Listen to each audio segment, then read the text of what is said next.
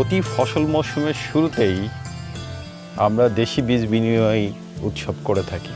এটা অনেক আগে প্রাচীনকাল থেকে ছিল বাংলাদেশে।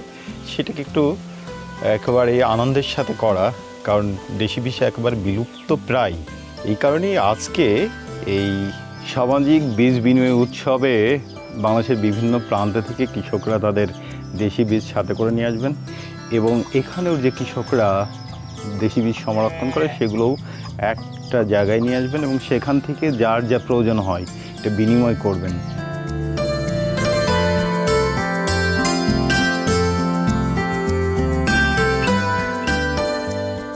শাইনঝুরি গ্রাম এবং পাশে কাউটি গ্রাম, তার পাশে রামেশ্বরপট্টি গ্রাম। গত 5 বছর ধরে এখানের কৃষক কিষানীরা তাদের নিজেদের জন্য নিরাপদ খাদ্য উৎপাদন করে প্রাকৃতিকভাবে চাষাবাদ করে, রাসায়নিক সার বিষ ছাড়া। এবং নিরাপদ খাদ্য উৎপাদন করতে যে তাদের দেশি বীজ আদি বীজের প্রয়োজন হয়। কিন্তু দেখা গেল যে গ্রামে গত 15-20 বছর ধরে এই হাইব্রিড এবং অন্যান্য কোম্পানির বীজ আসার কারণে তাদের সেই আদি বীজ দেশি বীজটা বিলুপ্ত হয়ে গেছে।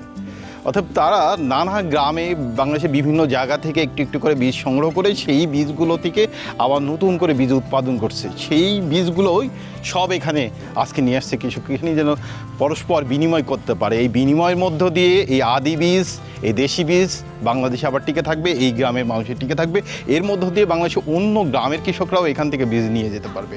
আমি আরেকটু জানাই রাখি যে এই আলোচনা সভার শেষেই, মানে বীজ বিনিময় উৎসবের শেষেই এখানে একটা সামাজিক বীজ ভাণ্ডারের উদ্বোধন হবে। সামাজিক বীজ ভাণ্ডার হচ্ছে গ্রামের যারা যারা এই ধরনের চাষাবাদ করে বা নিজেদের যে বীজ আছে সেই বীজগুলো এখানে এই ভাণ্ডারে সবাই রাখবে, রেখে তাদের যখন প্রয়োজন হবে তখন এখান থেকে বীজ নিয়ে যেতে পারবে। আমি কালাচান প্রাকৃতিক কৃষি নিয়ে কাজ করি 5 বছর। আর আমাদের কৃষকের যে কাজগুলা, এই কাজগুলা সমন্বয় করি আমি। দেশীয় বীজ আমি নিজেও সংগ্রহ করি, নিজে বীজ রাখি। আর আমাদের যে এই আজকে যে বীজ ভাণ্ডার উদ্বোধন হইল, এই বীজ ভাণ্ডারের আমাদের লোক আছে 35 জন মিলে এই কাজটা করি আর কি।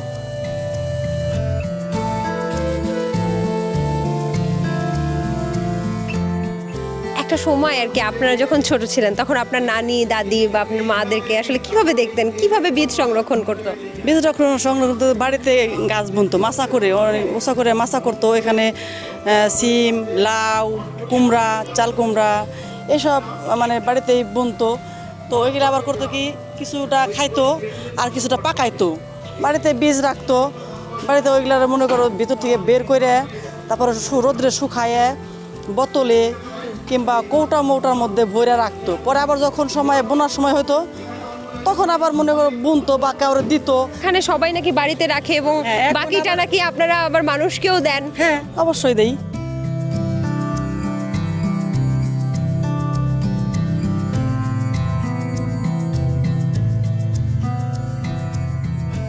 দর্শক, পেছনে দেখতে পাচ্ছেন দেশীয় বীজ বিনিময় উৎসব চলছে। এখানে কিন্তু সবাই কৃষক এবং তারা দেশীয় যে বীজগুলো তারা কিন্তু বিনিময় করতে এখানে এসেছে। একটা বিষয়, একটা তথ্য আপনাদেরকে দিয়ে রাখি, দেশীয় বীজের মাধ্যমে উৎপাদন করা যে ফসলগুলো সেগুলো যদি আপনি উৎপাদন করেন তাহলে লসের কোনো সম্ভাবনা নেই। এমনকি হাইব্রিড পদ্ধতিতে উৎপাদিত যে ফসল সেখান থেকেও বেশি কিংবা সমপরিমাণ লাভবান হতে পারেন। দর্শক, এই ব্যাপারটাই আসলে আজকে বলবো যে দেশীয় বীজ কতটুকু দরকার আমাদের দেশে, কতটুকু দরকার আমাদের মানব জাতির জন্য বা পরিবেশ রক্ষার্থে। সবাইকে স্বাগত জানাচ্ছি দীপ্ত কৃষি আজকের প্রতিবেদনে, পাওয়ার্ড বাই কাজী ফার্মস। চাচি আসসালামু আলাইকুম। দর্শক, আরেকটা তথ্য দেই, সেটা হচ্ছে এই যে মা খালারা, আপনার হাতটা একটু দেখাবেন। এই যে এই হাতের মাধ্যমে কিন্তু যুগ যুগ ধরে বিশেষ করে বাংলাদেশে এই মা খালারাই কিন্তু আসলে দেশীয় বীজ উৎপাদন করে এবং সেটাকে সংরক্ষণ করে। সেটা থেকে কিন্তু আমরা সেই স্বাদের, ওই যে বলে না লাউয়ের আগের মতো কোনো স্বাদ পাওয়া যায় না, কিন্তু সেই দেশীয় স্বাদের লাউ, কুমড়া, যে কোনো ফসল কিন্তু পেতে পারি, তাই না? আচ্ছা চাচি, আপনি এখানে কেন আসছেন? আমি আসছি আমার দেশীয় বীজ দিলর কাকা অনেক উনি পরিশ্রম করতেছে আমাদের জন্য দেশি বীজ নিয়ে।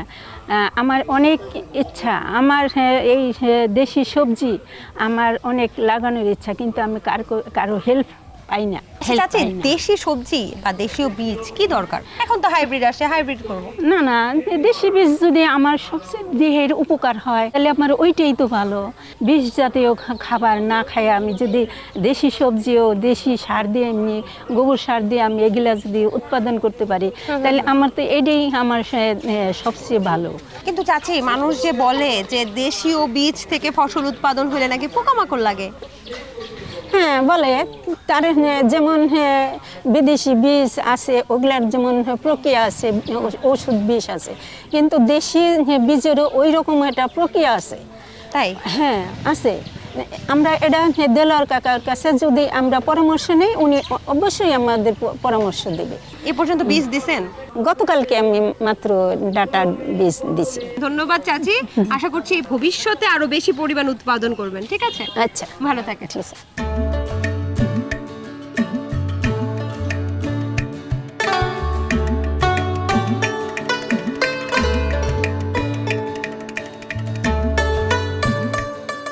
বীজ বিনিময় উৎসব এবং দেশীয় যে বীজের বীজ ভান্ডার উদ্বোধন করলেন, এবং আমি যা দেখছি দর্শক, এখানে যে পরিমাণ দেশীয় বীজে উৎপাদিত ফসল এবং বীজ আছে সেগুলো হয়তো বা অনেকগুলো হারিয়েই গেছে। বিশেষ করে এইটা, মানে এটা কি আসলে লাউ ভাই?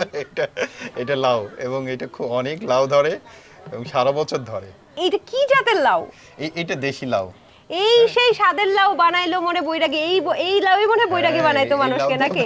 বানাইতে পারেন, ডুগডুগি বানাইতে পারেন। ডুগডুগি বানানো যাবে? বানাইতে পারেন, কিন্তু কিন্তু এক, হ্যাঁ, মজার ব্যাপার হচ্ছে এই লাউয়ের মধ্যে বীজ ছিল হচ্ছে 905টা বীজ। 905টা বীজ দিয়ে একটা গ্রামের, পুরো গ্রামের কৃষকরা এই বীজটা ব্যবহার করতে ভাই পারে। দুঃখজনক হলেও সত্য, এখনকার লাউ দিয়ে ডুগডুগিও বাজানো যায় না, আবার সেই স্বাদও পাওয়া যায় না। তো এই ব্যাপারে কি বলবেন? মানে আদি জাত, আদি বীজ যদি থাকে তাহলে সেইটা স্বাদের হবে, হ্যাঁ। এবং আপনি খেলে আপনার দাদার কথা বা আপনার নানির কথা মনে পড়বে যে আপনি ছোটবেলায় শৈশবে এত মজার খাবার খেয়েছেন। এগুলো কি সব এই যে এখানকার যারা কৃষক কৃষা নিয়ে এসেছেন তাদের উৎপাদিত? এগুলো সব ওনাদের উৎপাদিত বীজ এবং ফসল। আচ্ছা, তো ভাই কিন্তু এটা একদিনে সম্ভব হয় না, ওরা কিন্তু 5 বছর ধরে একটু একটু করে কষ্ট করে করে বীজ সংগ্রহ করে, সেখান থেকে সেই বীজ উৎপাদন করে নতুন ফসল, সেই বীজটা রেখে রেখে এই আজকের এই যে বীজ ভান্ডারের উদ্বোধন, যেন এখান থেকে বাংলাদেশের সমস্ত কৃষকরাও এখান থেকে বীজ, দেশি বীজটা নিতে পারে, এবং একবার যদি বীজটা নেয় তাহলে সে এইটা শত শত বছর ধরে পরম্পরায় এই বীজ রেখে রেখে আবার ফসল উৎপাদন করে, কখনো কিনতে হবে না। আমরা সব বীজগুলো দেখবো, খালি একটা প্রশ্নের উত্তর দেন তো ভাইয়া। সেটা হচ্ছে, ধরেন এই লাউটাই যদি ধরেন, এখন একটা কৃষক ভাববে যে এখানে উৎপাদন হয় কতখানি, মানে উৎপাদনে সে আর্থিক লাভবানটা হচ্ছে কিনা, এটাই তো আসলে কৃষকের মূল কনসার্ন, তাই না? এবং আমাদের কনসার্ন হচ্ছে এটা যে প্রাকৃতিক কিনা, কিন্তু কৃষকের তো পেট বাঁচাইতে হবে। এখন দেশি ফসল উৎপাদন করে কৃষক নাকি পেট বাঁচাইতে পারে না, কৃষক লাভবান হতে পারে না, অনেক পোকামাকড় হয়, ভালো ফলন পায় না। এই ব্যাপারে আপনার কি মন্তব্য এখন থাকবে? এই বয়ানটা, মানে এই যে গল্প, এই বয়ানটা বলতেছেন, এই বয়ানটা কিন্তু কৃষকের না। কার? এটা হচ্ছে যারা বীজটা বিক্রি করবে কৃষকের কাছে, তাদের বয়ান। তাই নাকি? কৃষকের কাছে বয়ান হচ্ছে সে তার দেশি বীজ যদি তার হাতে থাকে, সে তার ইচ্ছা মতো করে ফসল লাগাইতে পারবে, এবং এই ফসলের ডিমান্ড, মানে চাহিদা গ্রামেও বেশি, গ্রামের যে বাজার আছে সেখানেও বেশি। ধরেন এই লাউটা, এটা যদি হাইব্রিড হয় তাহলে বাজারে নিয়ে গেলে এটা 20 টাকা থেকে 30 টাকা বিক্রি করবেন, আর যদি দেশি হয় তাহলে এটা 80 থেকে 100 টাকা বিক্রি করতে পারবেন। এই যে কৃষকরা আছে, ওনাদেরকে জিজ্ঞেস করেন দেশি লাউ এর দাম। যদি লাউয়ের অনেক উৎপাদন হয় তখন তো লস খাবে না, দেশি লাউ তো অনেক উৎপাদন হয়। এখন ঘটনা অন্য জায়গায় ঘটছে। কি ঘটছে? ঘটনা হচ্ছে এখন যে দেশি বলে কৃষকরা যে ফসল লাগাচ্ছে, যে বীজ লাগাচ্ছে, ওইটা হচ্ছে হাইব্রিডের দ্বিতীয় প্রজন্ম। তখন ওইটা তার ফসল ভালো হবে না, সেই দোষটা আসলে আমাদের দেশি বীজের উপর যাচ্ছে। আচ্ছা, এবং কোনো কারণে যদি দামটা সেই মৌসুমে ভালো না পায় তাহলে তো পরের বছর বীজ রাখতে পারতেছে, তাই না? বীজ তো রাখতেই পারবে, এবং এই বীজের বাজারে অনেক চাহিদা আছে, আপনি এটা আচ্ছা। ব্যবসা করতে পারবে কৃষকরা এই আচ্ছা, বীজের। তো এইটার লাউটার দাম ছিল 80 টাকা, এখন এটা থেকে বীজ উৎপাদন করলে এই লাউটার দাম কত হয়ে যাবে এই বীজের? 905টা, এটা যে 10 টাকা করে প্রতি পিস হয়, তাহলে এটা 9000 টাকা দাম। তারপরে আবার ওই যে সারটারও তো কম লাগবে মনে হয়। সার লাগবে কম, পোকামাকড়ের উৎপাদ কম হবে, এবং এইটা জলবায়ু সহিষ্ণু। বাহ, এত এত উপকার। আচ্ছা, এখানে কি কি আছে? আমরা মানে বিলুপ্ত প্রায় কি কি আছে বলেন তো? এখানে সবই প্রায় বিলুপ্ত প্রায়। আমরা সেই স্বাদ তো এখন আর পাই না, না? এখন দেখি, এইটা কিন্তু ওই শাহী পেঁপে খুব বিখ্যাত। আচ্ছা, এইটা শাহী পেঁপে? শাহী পেঁপে এই মানিকগঞ্জের নিজস্ব জাত, মানে এখানকার লোকাল যা শাহী পেঁপে দারুণ তো, দারুণ দারুণ। আচ্ছা, এটার কেমন ফলন? এটা কি বাণিজ্যিক খুব ভিত্তিতে ভালো করা হয়, যাবে? বাণিজ্যিক ভিত্তিতে করতেছে বাংলাদেশে শাহী আচ্ছা। পেঁপের। সেটা কি হাইব্রিড ছিল না? না, হাইব্রিড না, ওপি আচ্ছা, আচ্ছা। ভ্যারাইটি, মানে ওপেন ফর্নেট, এটা কৃষক আচ্ছা, রাখতে পারবে। এইটা কিন্তু দেশি চাল কুমড়া, এই বীজ থেকে আবার কৃষক করতে পারবে। এখানে অন্য যা যা দেখতেছেন, এই যে দেখেন ঝিঙা, এই যে ঝিঙা, এরকম ঝিঙা, ছোট ছোট ঝিঙা খুব স্বাদের, আচ্ছা আচ্ছা। এবং এর মধ্যে বীজ আছে, এই যে শব্দ হচ্ছে বীজ, এর মধ্যে বীজ আছে, অনেক বীজ আছে। এবং একটা ঝিঙা থেকে কি পরিমাণ বীজ পাওয়া যাবে এবং কি পরিমাণ উৎপাদন হবে? একটা ঝিঙা থেকে সর্বোচ্চ 100 100 সর্বোচ্চ বীজ। 100। আচ্ছা, এই 100 বীজের দাম কত হতে পারে? 100 বীজের দাম আপনি 5 টাকা করে বা 10 টাকা করে ধরলে তো এটা অনেক দাম। ও 1000 প্রায় 1000 টাকা। 1000 টাকা। প্রায় 1000 টাকা। তার মানে আমরা কিন্তু এটাকে যদি বলি যে 20 টাকা বা 10 টাকা এরকম কিন্তু না, এটার ভেতরে কিন্তু আপনি একটু প্রসেস করলে এটাকে 1000 টাকাও 1000 রূপান্তর টাকা করা বিক্রি যেতে করতে পারে। পারবে। এখানকার আচ্ছা। কৃষকরা কিন্তু সেটাই করবে। তাহলে কৃষকরা এতদিন কি মানে আসলে ভুল বুঝতেছিল না কি, মানে সমস্যাটা কোথায় ছিল? কৃষকদের ভুল বোঝানো হয়েছে আচ্ছা। যে হাইব্রিড লাগাইতে, কিন্তু হাইব্রিডের প্যাকেটে লেখানো থাকে যে আপনি এই বাবারে। বীজটা সংরক্ষণ করতে পারবেন না, মানে প্রতি বছর আপনাকে কোম্পানির কাছ থেকে কিনতে হবে, আর যদি আপনার কাছে দেশি বীজ থাকে তাহলে আপনি কিনতে হবে না। ভাই কি সুন্দর মানে ঘ্রাণ, সেই দেশি তালের ঘ্রাণ। এবং সবচেয়ে বড় কথা হচ্ছে তাল গাছ বিপুল পরিমাণে গ্রামগঞ্জে কাটা হচ্ছে। এর ফলে কি হবে আপনি তো জানেনই। কি হচ্ছে একটু যদি আমাদেরকে বলতেন। তাল হচ্ছে একটা খুবই ভিটামিন এ সমৃদ্ধ খাবার। এই সময়ে আপনি যদি তাল খান তাহলে আপনার হজম প্রক্রিয়াটা খুব ভালো হবে। এবং বাংলাদেশে তাল গাছ কমে যাওয়ার কারণে যে বজ্রপাত সম্পর্কিত যে নানা ধরনের প্রচলন তো আছেই, তারপরে তাল গাছের উপর নির্ভর করে অনেক পাখি অন্য প্রাণী থাকে। এবং তাল হচ্ছে এমন একটা গাছ যেটা সবটাই ব্যবহার হয়। তাহলে আপনি তাল এটি খেতে পারবেন, তাল যদি আটি থেকে শ্বাস খেতে পারবেন, এবং তাল গাছের পাতা দিয়ে আপনি পাখা বানাইতে পারবেন গরমের সময়, তালের রস থেকে আপনি ওইটাকে গুড় বানাইতে পারবেন। কত সব কাজে লাগে। বহুমুখী এবং তাল ব্যবহার। গাছ যদি বড় হয় ওটা কেটে আবার ডুঙা বানাইতে পারবেন, নৌকা বানাইতে পারবেন। দারুণ দারুণ, খুব ভালো লাগতেছে এই যে আপনাদের উৎপাদিত এগুলো সব যে তো বানাইতে পারে। দেখতেছি। আচ্ছা ভাই, এইটা আমি না, সরি, আমি আসলে দর্শক কিভাবে দেখবে জানি না, হয়তো আমরা দেশি মানে ঢাকায় থেকে থেকে অনেক কিছু চিনি না, তো আমি আসলে এটা চিনতে এটা পারছি। গাব, এবং এটা খুব দারুণ, বিলেতি গাব বলে, আচ্ছা। কিন্তু এটা লোকাল এখানকার। হ্যাঁ, এটা লোকাল এবং খুব স্বাদের। উপরে এটা ফেলে গাব দিলে, তো অন্যরকম দেখেছিলাম মনে হয়। হ্যাঁ, গাব আরেকটা গাব আছে, আচ্ছা, আচ্ছা। আরেকটা গাব আছে, আবার এইটা আরেকটা গাব। আচ্ছা আচ্ছা, এটা কি দেশি? হ্যাঁ, এটাও দেশি। এর উপরে এটা ফেলে দিলে খুব দুর্দান্ত স্বাদের। মাশাআল্লাহ মাশাআল্লাহ, কি সুন্দর। এবং এই এবং এই গাছ কিন্তু ওয়াইল্ড, আপনি এই গ্রামে সব জায়গায় হয়ে থাকে।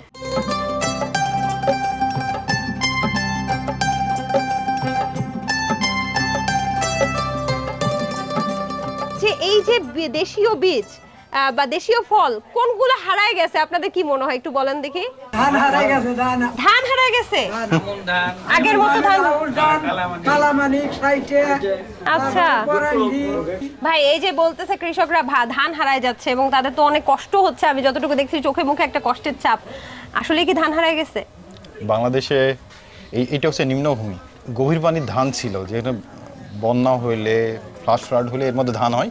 এরকম ধান 800 জাতের ধান ছিল, সেটার মধ্যে এখন কটা আছে? 10-12টা। এই গ্রামে 1-2টা হয়তো পাওয়া যাবে, আমাদের কাছে আছে। তো এই যে আপনার বাংলাদেশের বর্ষাকালে প্রায় 4 ভাগে 3 ভাগ এলাকা ডুবে থাকে, এর মধ্যে যে ধান হইতো সেই ধানের জাতের কথা ওনারা বলতেছিলেন। এবং খরা, ক্লাইমেট চেঞ্জের কারণে যে এখন বৃষ্টি হবে না, তো বৃষ্টির সময় কোন ধান থাকবে? ওর মধ্যে কালো মানিক থাকবে। তো কালো মানিক ধান তো ওনাদের বীজ নেই ওনাদের হাতে। এখন আমি একটু দেলোয়ার ভাই আপনার হাতেই ছেড়ে দিলাম যে আমাদেরকে আসলে চিনিয়ে দেন। অনেক কিছু আমরা ভুলে গেছি, অনেক কিছু আমরা জানি না, ইয়াং জেনারেশন তো জানি না। চিনিয়ে দেন আপনার এখানে কৃষকরা কি কি আনছে। এখানে কৃষকরা অনেক ইয়ে আছে, কিন্তু একটা জিনিস আমি দেখাই যে এখানে সিম আছে। হ্যাঁ, সিম বীজ আছে, 2টা সিম বীজ। একটা পুঁটি সিম, মানে খুব ছোট ছোট সিম, আর একটা হচ্ছে হাতিকানি, মানে হাতির কানের মতো বড়। হ্যাঁ, সেই জন্য এটা হাতিকানির সিম আছে। এটা হাতিকানি? হ্যাঁ, এই বীজ দারুণ। আছে এখানে হাতিকানি। আচ্ছা, এইগুলা কি শাকসবজি নাকি? এগুলো সব ঔষধি গাছ। কি এগুলা? এই- এটাকে বলে আপনি পোলাও আনছেন? পাতা। হ্যাঁ, পোলাও পাতা? এটা খাইলে কি হবে? এটা আপনি বিরিয়ানি পোলাও যেটা পাক খাবেন সেটা একটু পাতা ছিঁড়ে দিলে ওটা দেখবেন যে ঘ্রাণ সুঘ্রাণ হয়ে যায়। এগুলো সবই ঔষধি নাকি? হ্যাঁ, এগুলো ওষুধ। এখানে সবচেয়ে উপকারী কোনটা? উপকারী আপনার যেটাই বলেন সব সব? ওষুধই আপনার। আচ্ছা দর্শক দেখতে পাচ্ছেন ঔষধি গাছেরও কিন্তু এখানে সমারোহ। আর কি দেখাবেন দেলোয়ার ভাই? এখানে তো অনেক ধরনের এগুলো কি ধান sample? আছে, আমন ধান, কালাচাঁদ ভাইয়ের দেখতেছে আমন ধান, এটা আউশ ধানের। আর এই জায়গাটায় যতগুলো দেখতেছেন এগুলো সব কিন্তু বিলুপ্ত প্রায় ধান। এটা চন্দনবিনি, এটা আলয়, এটা বেলকুচি, এটা নতুন। এইটা হচ্ছে হিজল দীঘা ধান। হিজল দীঘা হচ্ছে বলা হয় মধ্যে হিজল, মানে আপনি যদি এই ধানটা লাগান, এই যে এইটার সুর আছে, যত স্রোতই হোক পানি আসুক এই ধান টিকে থাকবে শক্তিশালী হয়ে, এবং এই খাবার যদি আপনি খান তাহলে আপনার শক্তিশালী হবেন। তাই নাকি? এবং বন্যার পানির মধ্যে হ্যাঁ। তীব্র স্রোতের মধ্যে এই ধান টিকে থাকে। আচ্ছা। এই জন্য মদ্যের মধ্যে হিজল, তাই না? কি বলে আপনাদের?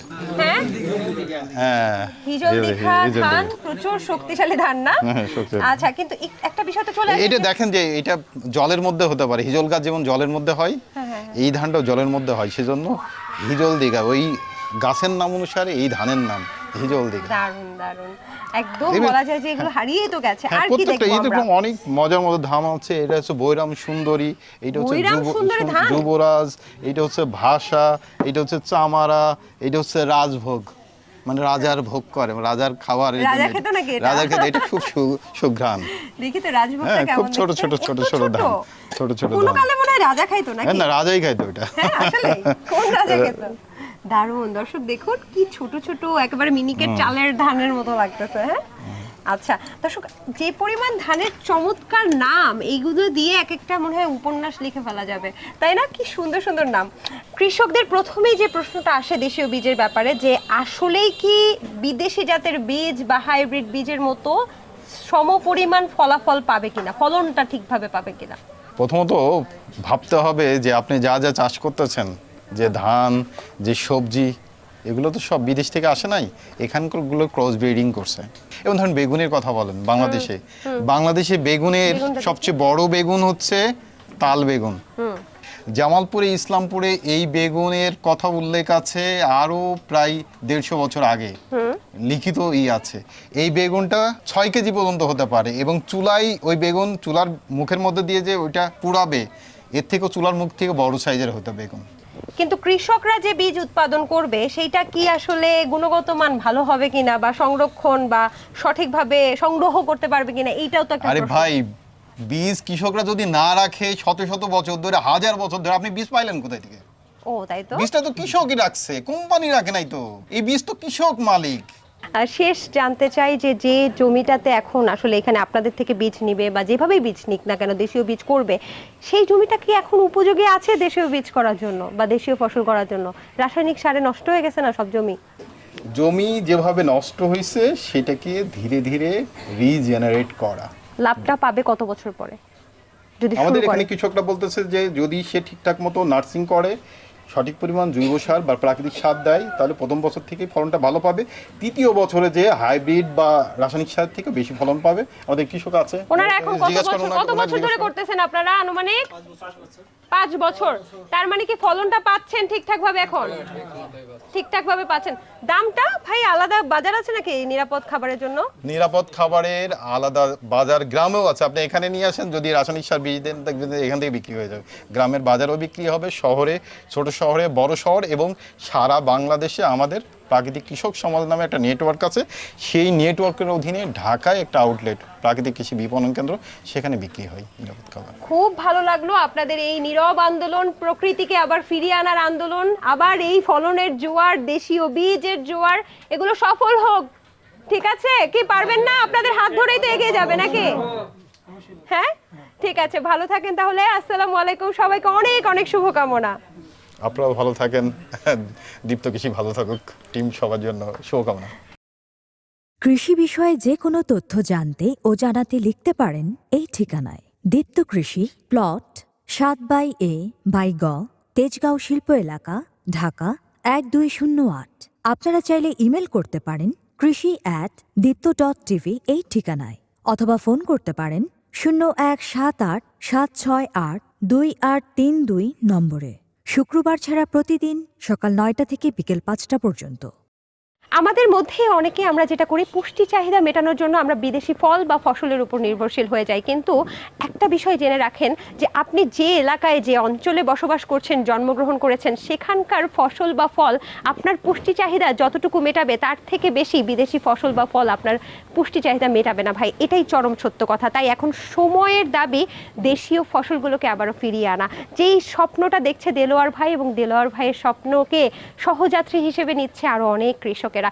এমনভাবে অনেক দেলোয়ার ভাই আরও গড়ে উঠুক দেশীয় ফসলকে রক্ষা করার জন্য, দেশীয় বীজকে রক্ষা করার জন্য, সেটাই আসলে আমাদের স্বপ্ন। দর্শক, আজকের মতো আমি সমৃদ্ধি বিদায় নিচ্ছি দীপ্ত কৃষির প্রতিবেদন থেকে, পাওয়ার্ড বাই কাজী ফার্মস।